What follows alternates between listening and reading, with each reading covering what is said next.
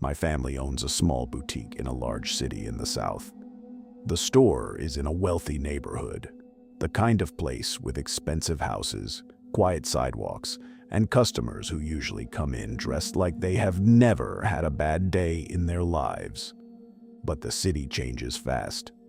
Go less than a mile in any direction, and the streets become completely different.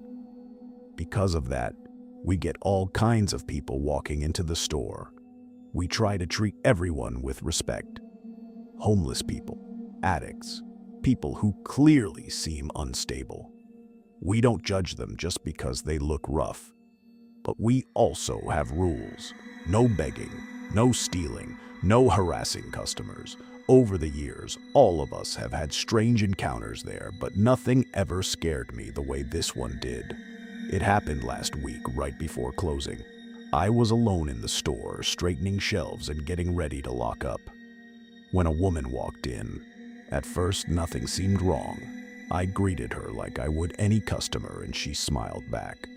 She looked around quietly, asked about a few pieces, and made normal conversation. Then, without warning, the feeling in the room changed. I don't know how else to explain it. A second earlier, she was just another customer. Then suddenly the whole store felt too quiet, too still, like the air had gone cold around her.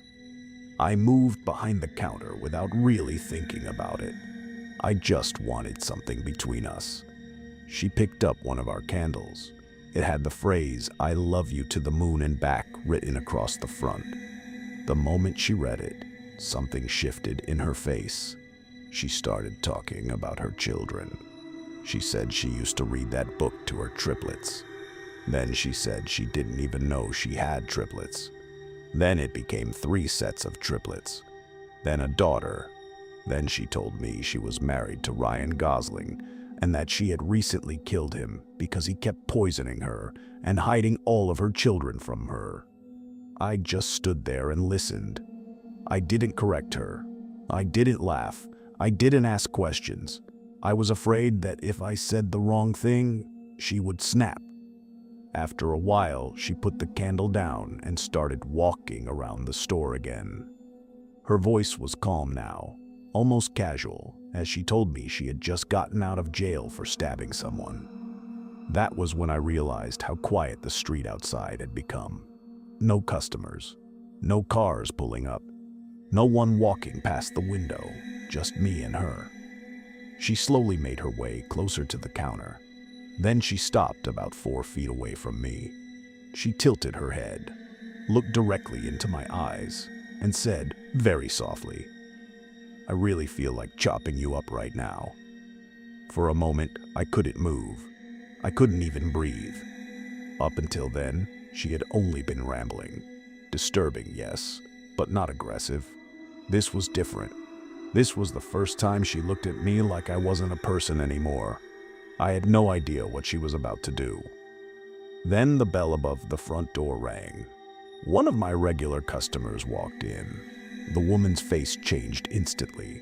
She grabbed her things, turned around, and walked out as if nothing had happened. My regular customer froze near the entrance. She hadn't heard what the woman said, but she could feel it. She looked at me and asked, "Are you okay?" I didn't answer right away. I rushed past her, locked the door, and stood there with my hand still on the lock, watching the woman disappear down the sidewalk. I don't know what would have happened if that customer had come in 30 seconds later. And I don't want to know. So to the woman who looked me in the eyes and told me she wanted to chop me up, let's never meet again.